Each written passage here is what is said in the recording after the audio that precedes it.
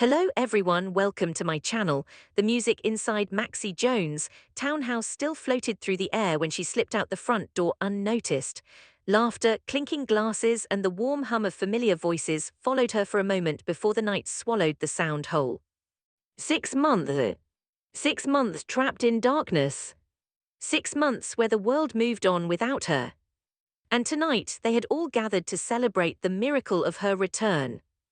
Max Scorpio had nearly cried when he hugged her, Felicia refused to let go, Brooklyn brought champagne, Spinelli hovered like an over-caffeinated guardian angel, even Lucy Coe in full dramatic regalia declared it a resurrection worthy of daytime legend. But one person hadn't been there. Nathan! The air outside was cold and sharp against Maxie's lungs. She pulled her coat tighter around her shoulders and walked slowly down the quiet sidewalk, her heels clicking in a rhythm that matched her racing thoughts. Nathan was supposed to be at the party. He had promised. Instead, he had stayed behind at the PCPD. Inside the station earlier that evening, tension had thickened the air as Michael Corinthos sat in interrogation. Detective Nathan West stood firm, expression unreadable, reviewing the chain of evidence that had led to Michael's questioning. Ada Justine Turner was consulted. Rick Lansing insisted on procedural precision. Dante Falconry, ever the voice of balance, eventually told Nathan he was officially off duty. "You've got somewhere to be," Dante had said. "Go." Nathan had nodded. But he hadn't gone to Maxie. He had gone somewhere else.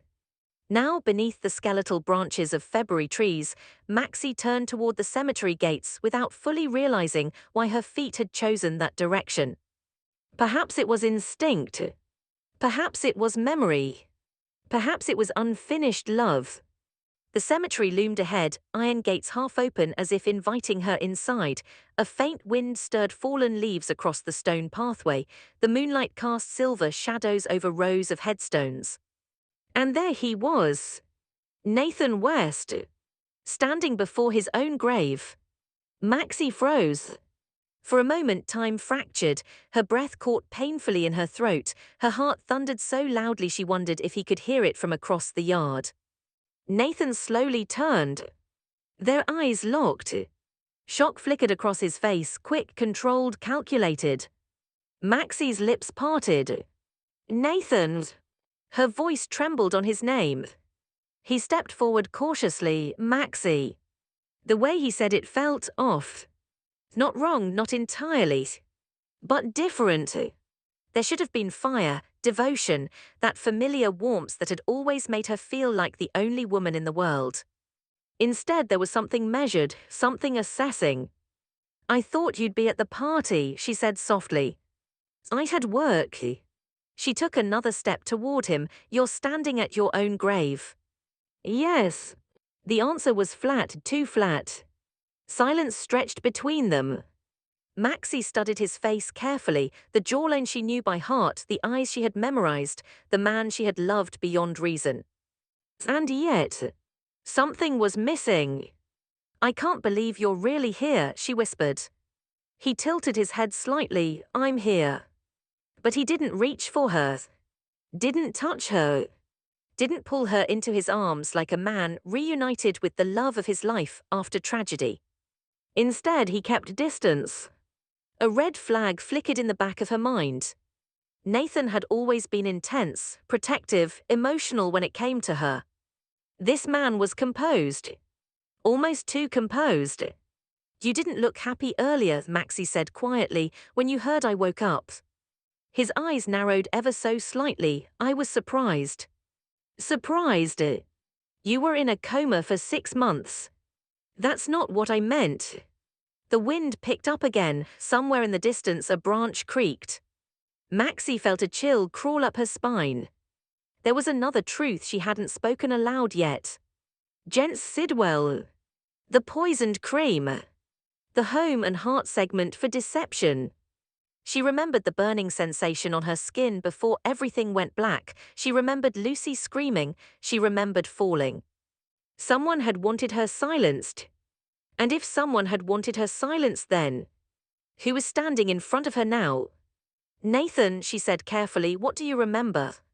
He hesitated. "About what?" About us.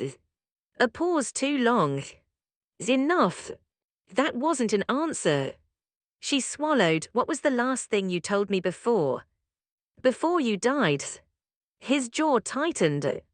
You know I don't remember everything. There it was again. That convenient memory gaps. He claimed he couldn't remember the last 7 years.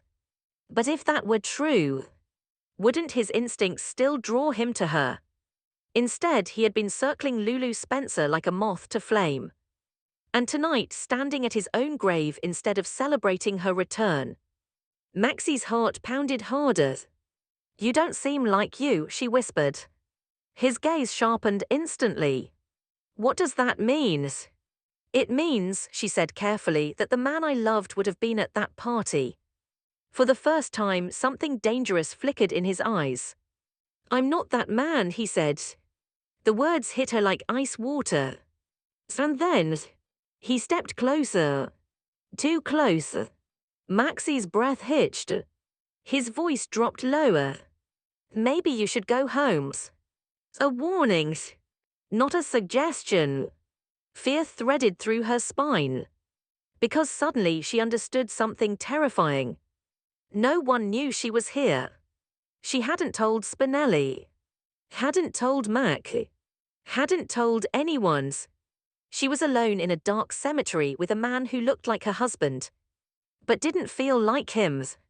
Nathan, she tried again. But he moved faster than she expected.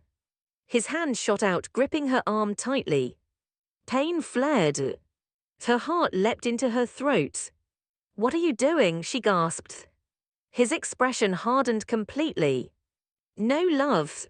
No warmth. Only calculations. I can't let you ruin this. Ruin what? The question barely formed before he pulled her closer. Maxie tried to twist away, let go of me. But his grip tightened. You've always been smarter than people think, he muttered coldly. That's the problem. Her blood ran cold. This was Nathan.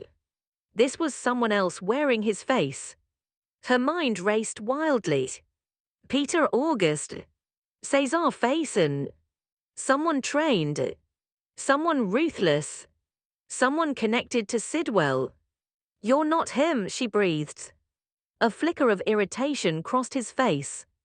Does it matter? Her stomach dropped. That was answer enough. Maxie tried to scream, but his hand clamped over her mouth. No one will hear you, he whispered. And she realized with crushing horror. The cemetery had been his choice. His trap. She had walked straight into it. Part 2. Back at the townhouse, Spinelli checked his phone for the 3rd time in 5 minutes. Where has Maximister vanished to? He muttered nervously. Mac frowned. She just stepped out for air. Felicia shook her head. She's still recovering. She shouldn't be out alone. A sinking feeling settled in Spinelli's gut. Meanwhile at the cemetery, Maxie fought. Harder than she had ever fought before. Her heel slammed down onto his foot. He cursed under his breath, momentarily loosening his grip. She tore free and stumbled backward, nearly falling against a headstone. You're not Nathan, she shouted. His eyes darkened. You shouldn't have figured that out. Adrenaline surged through her veins. I knew it, she said breathlessly. From the second I woke up, I knew something was wrong. He advanced slowly. You were supposed to stay unconscious. Her world tilted. You poisoned me, she whispered. He didn't deny it. Sidwell. This was bigger than she had imagined. You don't understand, he said coldly. Everything was finally falling into place. Your pursuit of Lulu, Maxie said suddenly. He smirked faintly. A convenient distraction. Her heart cracked at the cruelty of it. You used her. I use everyone's. There was no Nathan left in his voice at all. Only a predator. You can't get away with this, she said, trying to keep him talking. I already have. He lunged. Maxie ran. Gravel scattered beneath her feet. The cemetery seemed endless, headstones blurring as she sprinted blindly toward the gates. Behind her, his footsteps were steady, controlled. He wasn't rushing. He knew she was still weak from the coma. Her lungs burned, her vision swam. She tripped, falling hard onto the cold ground. Pain shot through her side. He reached her within seconds. "You should have stayed asleep," he hissed. He grabbed her wrist, dragging her upright. But just as panic threatened to consume her, headlights flashed across the cemetery gates. A car screeched to a stop. Spinelli burst out, followed by Mac. "Maxie!" Mac roared. Fake Nathan's grip tightened reflexively. But in that split second of distraction, Maxie elbowed him with every ounce of strength she had left. He staggered. Mac charged forward like a force of nature. "Get away from my daughter!"